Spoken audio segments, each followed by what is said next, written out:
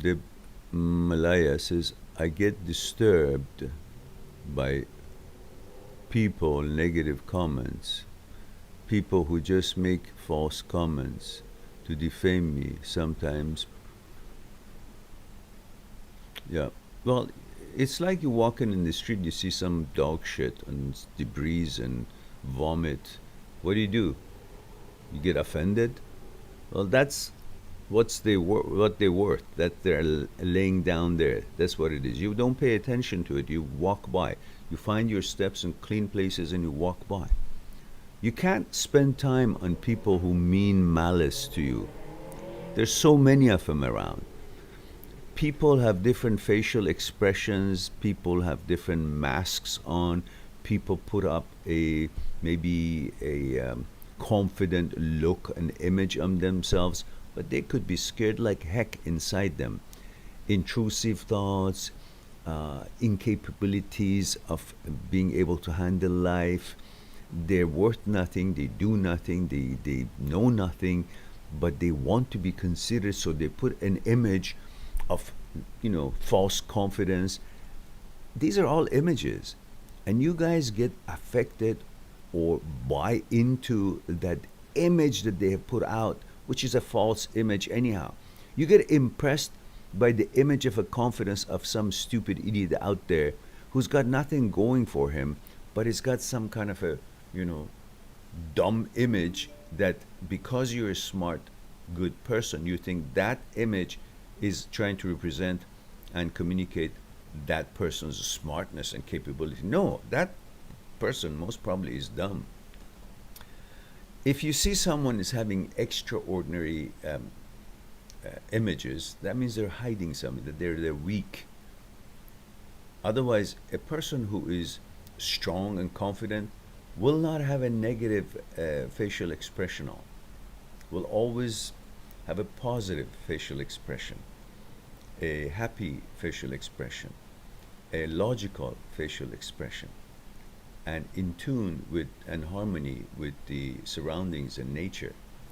We will not be trying to prove anything when there is no need to prove anything. It's just passing by. What's that expression of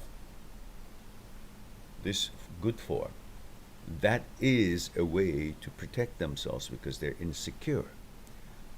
Those people with that kind of impressions, expressions on their faces that you see, whether they have a dark glasses on and they pretend that they've got it all figured out in life, they've got it all philosophies and life philosophy and everything else, so much full of confidence. It's all bullshit. It's the same as the bullies in the school, that they've got nothing going for them. They have no talent to make themselves important or become valuable. The only way for them is, who do I see that I think is better than me, better looking than me, nicer person than me, doesn't bother anybody, and I'm just gonna go and try to chop him down or say some bad words to him and make him feel bad. And those good kids do feel bad because they're so honest and pure, and they have no malice in their mind, and they don't bother anybody or say negative things to other people. So when other people say that sort of stuff to them, they think, well, those other people who uttered these sort of nonsense might be honest and good people too, because they're good people themselves. And their word, the garbage word that comes out of those bullies' mouth, makes an impression on them that, is there any truth to it? Should I investigate this word that they uttered and this negative connotation that they implied on me? It's all because they don't understand, these good kids. They don't understand. They have no bone of negativity in them. They're full of confidence, and they have no reason to mean ill for anybody. So they can't understand if someone actually could mean ill to them, because we always see people in the image of ourselves. If we are good, we think people are good. But that is not true. You should be aware that there are snakes out there, and they try to simply make themselves look like if they're important or are capable of something or valuable when they are not. So they try to put you down, say bad shit about you. That's just the same as anything else that is negative in this world. We live in a duality. There's good and bad. You cannot think that because you're good, everybody else is good too. You got to be aware of it. It's the same kind of thing thinking that any thought that shows up, it's got a legitimate meaning or it's of importance or it means anything. Most things in our life are irrelevant because they are not reflecting you, they're actually reflecting whoever is uttering it, whoever is acting it, and the thought itself is reflecting on the thought that has no basis. It just pops up for no reason. And the reason is that we have a negative mind and many other things that has been introduced to our consciousness one way or another by television, history, books, videos, whatnot. They have all found a place as a reservoir of information or happenings in this world, in this earth. And the negative thought, intrusive thoughts, gets a hold of it. And for one reason or another, which we can discuss it later, it's going to be another discussion, it runs with it. Because its job, supposedly, is to protect us. And if it can't find any danger, it conjures up something. That's its job. That's all it'll do. And then add OCD to that and the glitch of caudate nucleus that can't get that stopped. And then add to that the lack of GABA neurotransmitters, which comes from not doing meditation. When you do meditation, there is certain huge amount of GABA neurotransmitters are created, which it helps the ability to shut down intrusive thoughts. When we lack that, the intrusive thoughts will linger longer. The stress of not sleeping enough, which would allow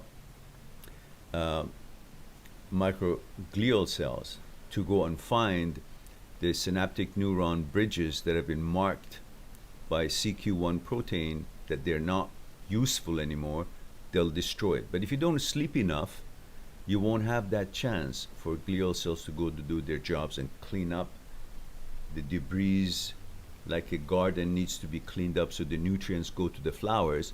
So it can't clean up your brain and your brain is cluttered. Then add the lack of meditation, not enough neurotransmitters of GABA there, then intrusive thoughts will have an easier way to hide between the debris and pop up anytime they want without your knowledge or any involvement in it. So you can see all of that, it just means you got to be above it all, above all these thoughts that show up, above all the opinions of all these other people that could utter about you negatively. You got to be the judge, not the one that absorbs these things and tries to find out what they mean. They mean nothing. They're irrelevant. You must understand that you are the judge, and these all other things, other people's opinions and thoughts that show up in your mind, in your brain, intrusive thoughts, any kind of, they're all beneath you, and you decide which takes your attention, which doesn't, based on your core values, based on your gatekeeper, based on your wise advocate, based on superconsciousness, based on your true self inner values. You see if that comment or that thought that popped up has any value, is in line with your values of your life or not. And that's the end of it. You are the judge. Thought and other people's comments are all irrelevant. When you understand that, then you got the flow of life that you're looking for. So be mindful of that you're the boss, nothing else. There was something else I want to tell you guys, I forgot, but that's how you deal with this. All right. Where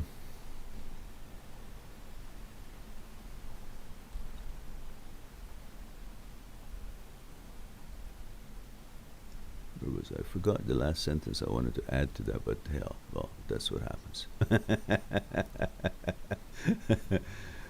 All right.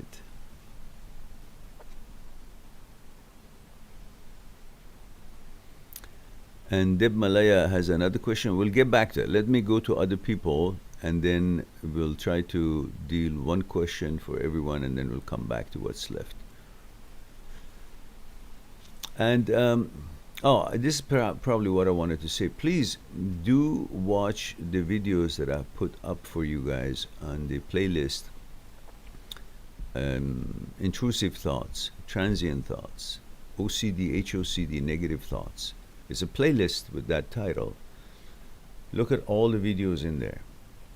Definitely the ones that is numbered. Number 1 to number 20 or 19. Those are very important for you to know about yourself. You got to focus on understanding you and thoughts are not the same. And you are the me. Thoughts are just there to be judged by you. And so Zadkiel says 26 male Sweden. Says I'm constantly in bed for up to 14 to 16 hours a day. I don't understand why.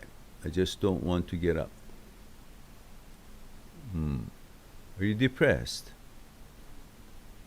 You're sad about something. You think something is wrong. You don't have motivation. Do you make your bed when you get up? Do you clean your house? Do you take showers? Or all these you can recognize you're not doing them. If you're not cleaning your place, tidying it up, if you're not taking enough necessary showers to clean yourself up, if you don't groom well, if you don't make your bed when you get up, that could mean that you need a little bit more exercise. Of course, if it gets really troublesome, you might want to talk to your doctor and figure out if there is any depression involved. But if you're sad for a regular depression that everybody can go through, then you will know that when you talk with your doctor, and then you'll increase your exercise and get all those good feelings and energy come in. When you don't use your energy, there's no exchange and conflux between the energy of the universe and you. That energy becomes cooped up and you become sad and weak. But if you have exchange and interchange, conflux with that energy of the nature's flow, then you are replacing that bad energy. It's like you did the cooking in the kitchen and there's smoke in the kitchen. You got to open the windows, let the smoke go out and fresh air come in. If you don't have that, you won't be able to have a good time, regardless of how delicious that cooking is. Too much smoke, too much smell of the oil and everything.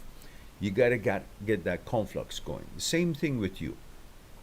You got to have that meditation happening to have that good energy coming in, tranquility and good energy to boost your mood and make you realize there's a universe, there's a nature, you're not alone, you're part of a bigger thing, and then things will present themselves when you start moving your butt and doing things rather than laying in bed. That will never do anything. Regardless of what happens, how you feel, you must get up and do whatever it is that you want to do. You make this whole whatever bothers you irrelevant. That's how you train your mind to become stronger rather than being affected by whatever it is, thoughts, events, stuff.